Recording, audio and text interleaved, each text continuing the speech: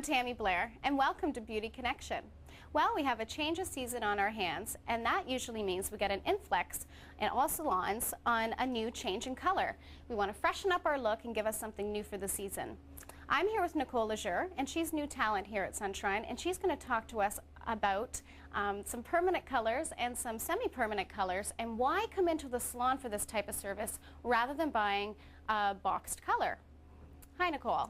Hi. So tell me a little bit about when someone comes in for a color treatment. Well, when someone comes in for a treatment, I make sure that I do a very thorough consultation. I usually do a double consultation. And what I do is I'll go through the hair and I'll find their natural hair level.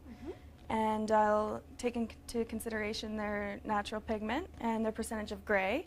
And then we'll base our decision from there. And I'll get the client to pick out their desired shade.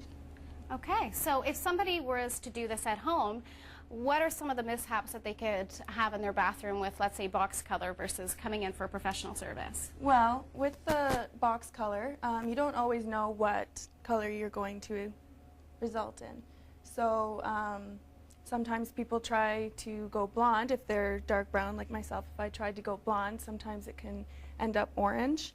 Okay. Or if someone has brown hair, I've seen it turn green if they try to go blonde. Different things like that.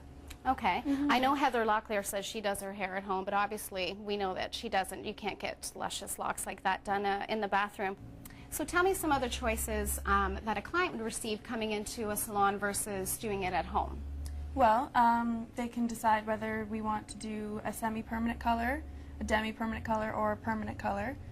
Okay, and what are the differences, if you can explain them to the viewers at home? Well, the semi-permanent that we would do, they're good for people who want just a nice change that will fade out nicely with shampoos. And how long does that last? That lasts generally about 4 to 6 weeks, depending on how much you wash your hair. Okay. How often.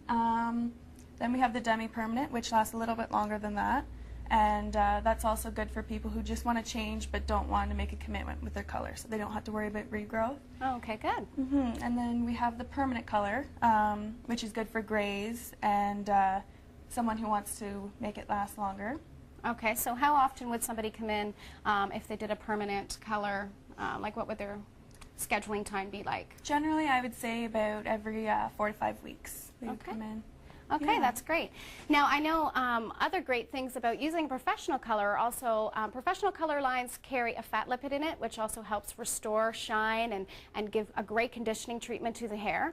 Another thing you can consider when you're versus home products versus professional products is you also can flare up your hair a little bit with some highlights and different selections of choices.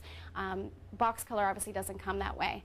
And surprisingly affordable. People think that coloring their hair is very expensive. What I would recommend is calling your local salon or where you go, and in this time anyways, I know people are watching their pocketbook, but what you can do is ask for some of their new talents, and they're generally rated quite cheaper than the master stylists in that salon.